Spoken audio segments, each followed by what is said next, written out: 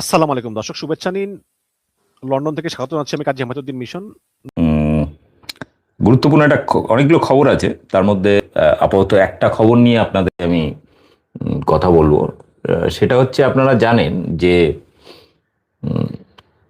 সন্দেশখালির সেই বিতর্কিত রেখাপাত্র, সেই রেখাপাত্রকে নিয়ে আবার মানে সোশ্যাল মিডিয়া এবং রাজনীতি উত্তাল হয়েছে।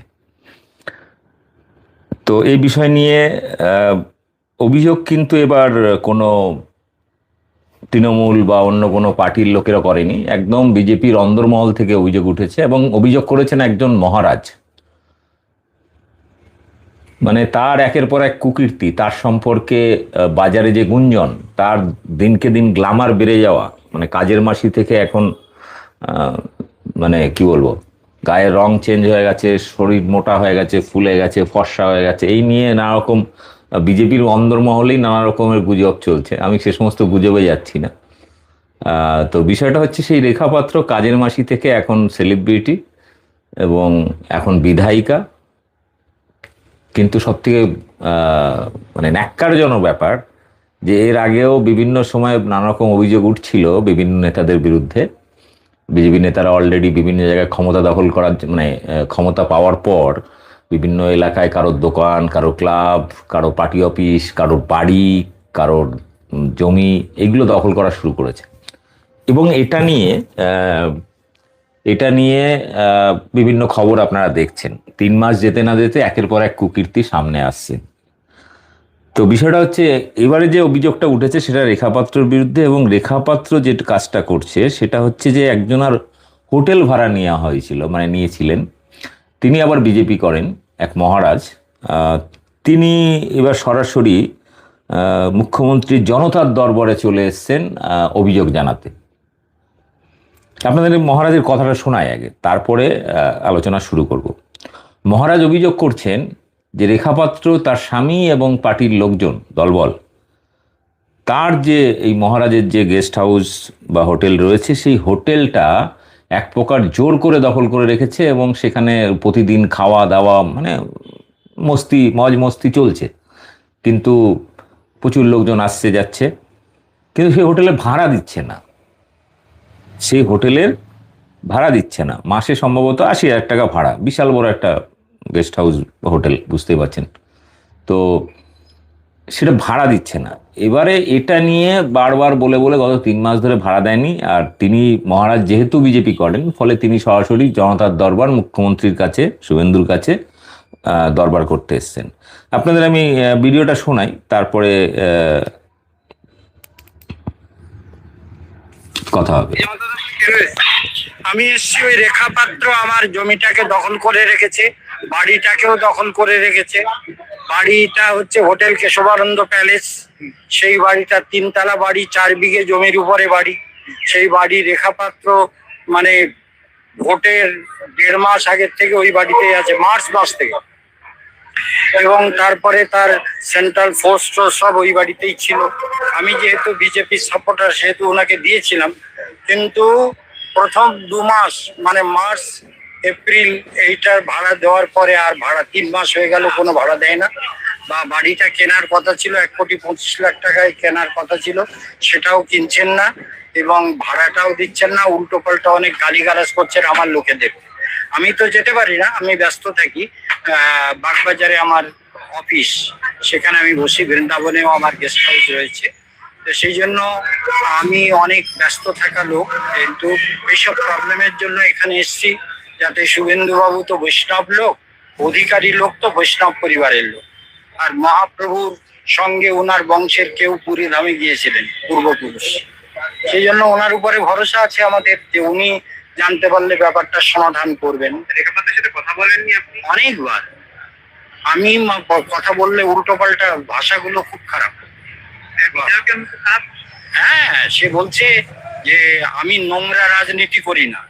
তাহলে কি মা, তোমাকে তো আমি মা, মেয়ের মতো করে মা বলে ডাকি, তা তুমি নোংরা রাজনীতি করো কিনা এই কথা উঠলো কি করে? আমি কি তোমাকে বলেছি যে তুমি নোংরা রাজনীতি করো? এই কথাটা উঠলো কি করে? তিনি কি বলছেন যখন আপনি বলছেন সারাদিন বা তিনি উত্তরে কি বলছেন? উত্তরে বলছেন আমার টাকা ঢুকিনি, আমি দিতে পারছি না, আমি টাকা ঢুকলে দেবো। এইরকম মানে তার স্বামীও সেদিনকে বলছে যে আমরা 1 মাসের টাকা জোগাড় করে দিতে পারি, নেবা তো বাল নেও, মানে নোংরা ভাষায় কথা বলছে। ওর নাম হচ্ছে ওই সন্দীপ পাত্র, ওর বরের নাম, রেখা পাত্রের বরের নাম। এরকম অসভ্যতা করছে ওরা। সেই জন্য আমরা তো মানে বিপদে পড়েছি আর কি। মানে আশা করছি শুভেন্দু বাবুর কাছে গেলে সব সমস্যার সমাধান হবে। আমার নাম স্বামী কেশবানন্দ বনমহারাজ। আমার ওই হোটেলটার নাম হোটেল কেশবানন্দ প্যালেস। আর জায়গাটা হিঙ্গলগঞ্জ ব্লক, নেবুখালী। তো আপনারা শুনলেন কেশবানন্দ মহারাজ, তিনি সরাসরি মুখ্যমন্ত্রীর কাছে চলে এসছেন বিচার চাইতে। মানে একজন বিধায়িকা হয়েছে, একজন কাজের মাসি থেকে এখন বিধায়িকা হয়েছেন, কিন্তু তার স্বভাবে আচরণে কোনো চেঞ্জ হয়নি, বরং দাম্ভিকতা অহংকার এতটাই বেড়েছে যে একজন মহারাজের প্যালেস বা মানে কি বলবো একটা হোটেল বা গেস্ট হাউস বলতে পারেন, সেখানে ভোটের আগে ভাড়া নিয়েছিল। সেখান থেকে 2 মাস প্রথমে টাকা দিলেও পরের মাস থেকে টাকা দেওয়া, অত 3 মাস ধরে বন্ধ। এবং কথা বলতে গেলে নোংরা নোংরা ভাষায় কথা বলছে। মহারাজ বলেছে তোমাদের যদি বাড়িটা এতই পছন্দ হয় তোমরা কিনে নাও 1,25,00,000 টাকা দিয়ে, কারণ 3 বিঘা জমির উপরে বাড়ি। এখন বিষয়টা হচ্ছে আমার কাছে টাকা থাকলে অবশ্য কিনে নিতাম। এখন নেতা নেত্রীদের কাছে টাকা নেই, এটা বলা মুশকিল। এখনো পর্যন্ত যেটুকু খোঁজ খবর নিয়েছি যে বিধানসভা থেকে বিধায়কদের কোনো টাকা আটকানো হয়নি, কারণ আপনি সাধারণ মানুষ, হকার বেকার সাধারণ মানুষ, সরকারি কর্মচারী, আপনার মাইনে ডিএ সব বন্ধ থাকবে, কিন্তু নেতা মন্ত্রীদের ডিএ মাইনে কিন্তু বন্ধ থাকে না, তাদের বিলাসিতায় কোনো খামতি থাকে না। তো হেন বিধায়িকা তিনি সংবাদ মাধ্যমে বা ওই মহারাজ যেটা বলছেন যে তিনি নাকি গত 3-4 মাস ধরে টাকা পাননি, অর্থাৎ বিধানসভা থেকে মানে বিধায়কদের যে টাকাটা মাইনেটা দেওয়া হয় সেই টাকাটা নাকি থেকে দেওয়া হয়নি। তো কাগজপত্র এটা ওটা নিয়ে দৌড়দৌড়ি করছেন। তো বিষয়টা হচ্ছে যে এই রেখা পাত্রর কুকীর্তি নিয়ে এর আগেও আমরা বলেছিলাম যে এর স্বামী এর আগে অভিযোগ করেছিল যে, এবং তার এলাকার মহিলারা অভিযোগ করেছিল, যেটা নিয়ে আমি আজ থেকে 1 বছর আগে একটা ভিডিও করেছিলাম, যে সে নিজের এলাকায় যায় না, এলাকার মানুষের সুখ দুঃখে পাশে থাকে না, এমনকি এসআইআর প্রক্রিয়া চলাকালীনও এলাকার মানুষের কোনো সহযোগিতা করেনি।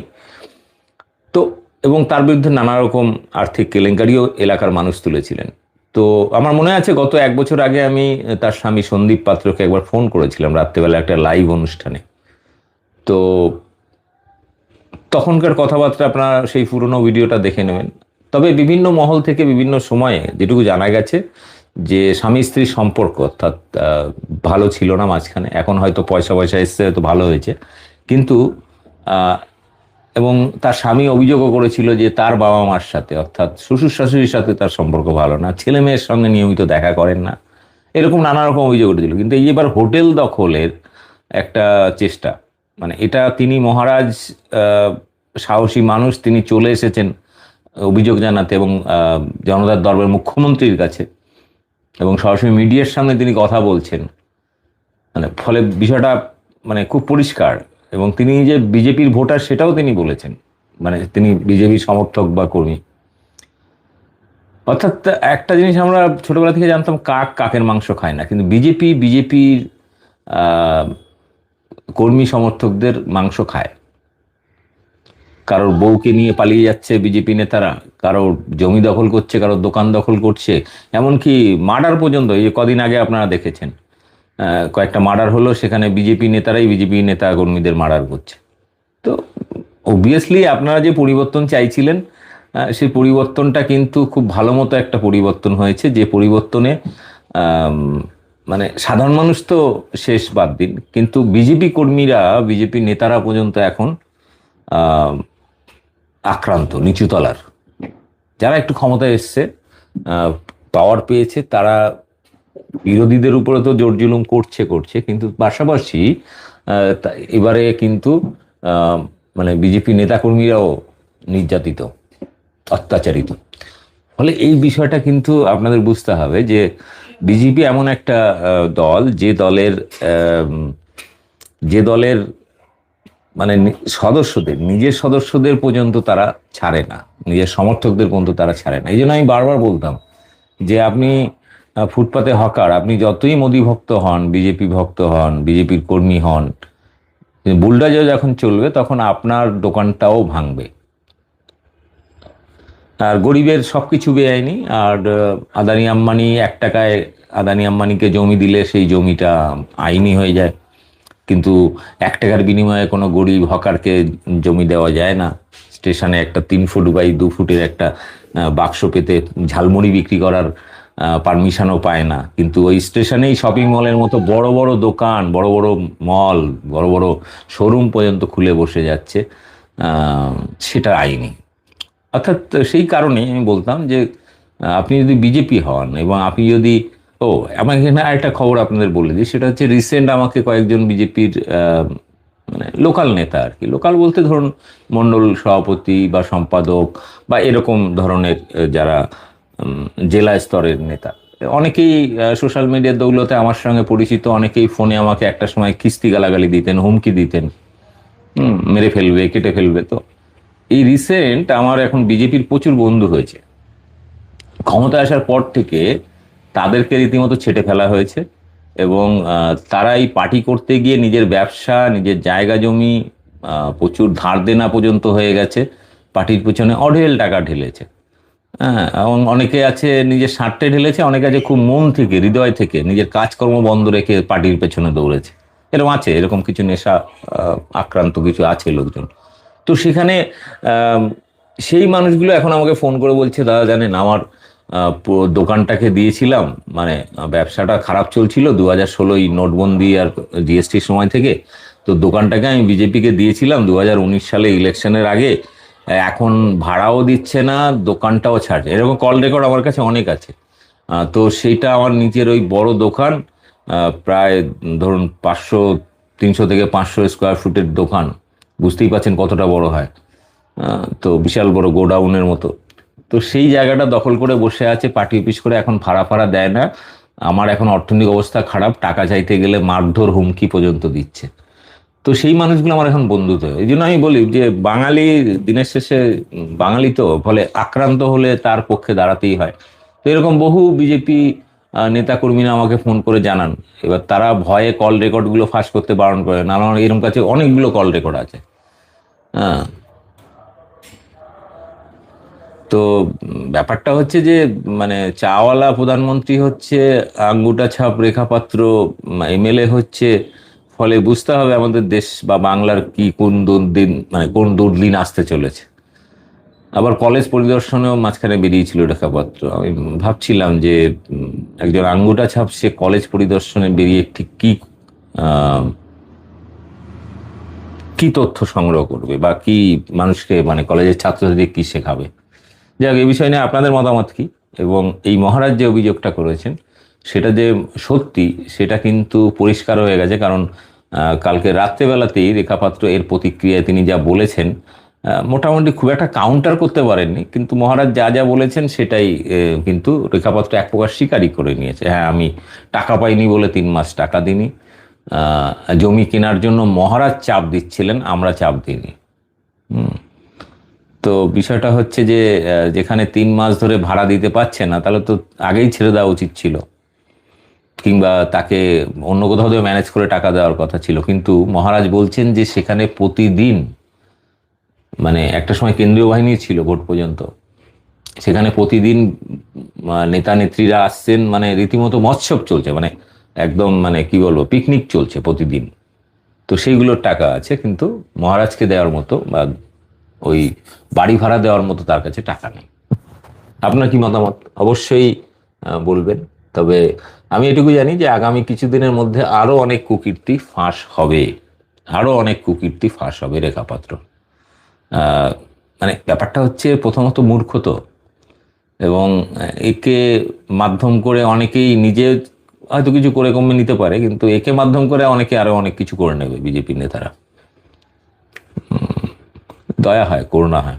যাই হোক, মহারাজের জন্য করুণা, আর মহারাজ যে অভিযোগ করেছেন তার জন্য তাকে ধন্যবাদ জানাই। অন্তত এরকম একটা ভয়ের পরিস্থিতি তৈরি করে রেখেছে এবং সেখানে সাহস করে তিনি মিডিয়ার সামনে এবং মুখ্যমন্ত্রীর দরবারে যাচ্ছেন অভিযোগ জানাতে, একজন ভালো কথা। তবে একটা জিনিস আমি দেখছি ইদানিং, বিজেপি নেতা গতকাল মন্তেশ্বরের একটা ভিডিও আমি দিয়েছি, ওই আগের ভিডিওটা দেখে নেবেন। সেখানে বিজেপি কর্মীরাই রীতিমতো বিধায়কের সৈকত পাজা, সম্ভবত মন্তেশ্বরের বিধায়ক, তো বিজেপি বিধায়কের দলেরই লোকজন, দলেরই নেতাকর্মীরা রীতিমতো তার গাড়িতে ভাঙচুর করেছে, তাকে মারধর করেছে। আপনারা সেই ভাইরাল ভিডিও দেখেছেন অলরেডি। তো পরিস্থিতিটা এরকম যাবে যে মানুষ, বিজেপি কর্মীরাই বা সমর্থকরাই কিন্তু এদেরকে ডিম থেরাপি বা ভাঙচুর এগুলো করবে। কারণ মানুষকে তো বেশি দিন ওই ধর্ম খাইয়ে মানে বাঁচিয়ে রাখা যায় না। ধর্ম খেয়ে তোর পেট ভরে না, মানসিক উত্তেজনা বাড়ে কিছুক্ষণের জন্য, কিন্তু বাস্তবে কাজের কাজ কিছু হয় না, লাভ কিছু হয় না। যাই হোক, সকাল সকাল ছোট্ট করে একটু লাইভ ছিল। প্রত্যেকে অনুরোধ করবো ভিডিওটা বেশি বেশি করে শেয়ার করবেন। আর মজা নিন, খেলা জমে গেছে। এখন বিজেপির নেতাকর্মীদেরকেই শেষ করে দিচ্ছে। আগামী দিনে মন্তেশ্বরের মতো বিভিন্ন জায়গায় দেখবেন বিজেপি নেতাকর্মীদের হাতেই বিজেপি নেতা, বড় নেতা বা এমএলএ এমপিরা মার খাচ্ছে, আর আমরা মজা নেবো, হাততালি দেবো। ধন্যবাদ সকলে, ভালো থাকবেন। আর ভিডিওটি ব্যাপক শেয়ার করবেন। আমার চ্যানেল বং নিউজ লাইভ